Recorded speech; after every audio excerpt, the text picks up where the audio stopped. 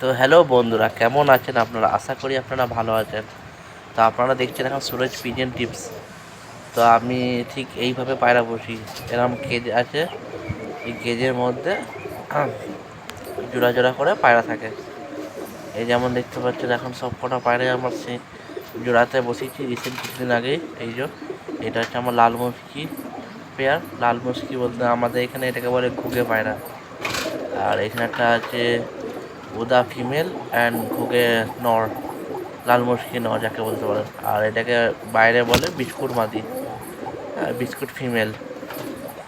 তো এই নিচে হচ্ছে আমার খুবই একটা পছন্দের জোড়া। এটা হচ্ছে আমার জুলফিকার লাইনের নর, এটা জুটিয়ালিটা। আর এটা আমার জুলফিকার লাইনেরই মাদি পায়রা।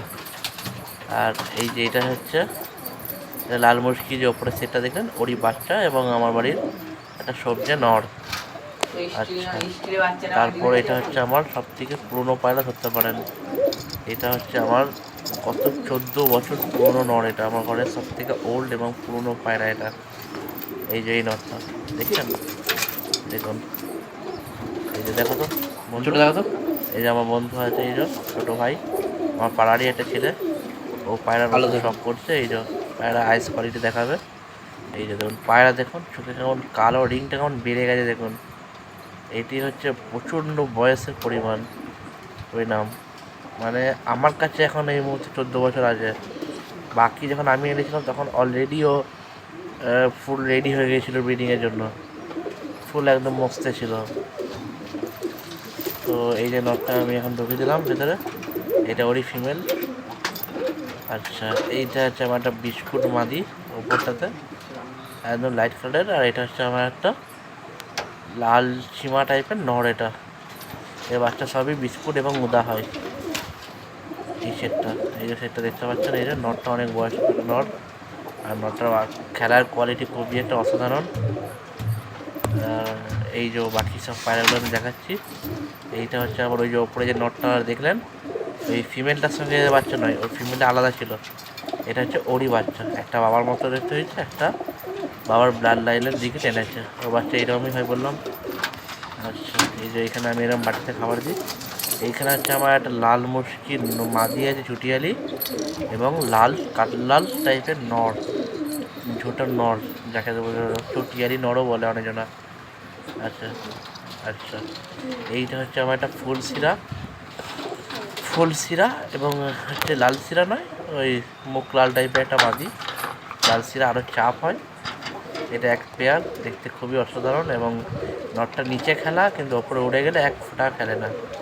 নটটা হাই কোয়ালিটি একটা নট। এটা আমার অনেক পুরনো একটা নট, পুরনো বলতে 3-4 বছর হবে এটা, এমন কিছু নয়। এটা হচ্ছে আমার বাড়ির একটা ছাতিয়া বংশ, মাদিরা ছাতিয়া বংশের। আর নটটা হচ্ছে নিচে খেলা 16 বছর।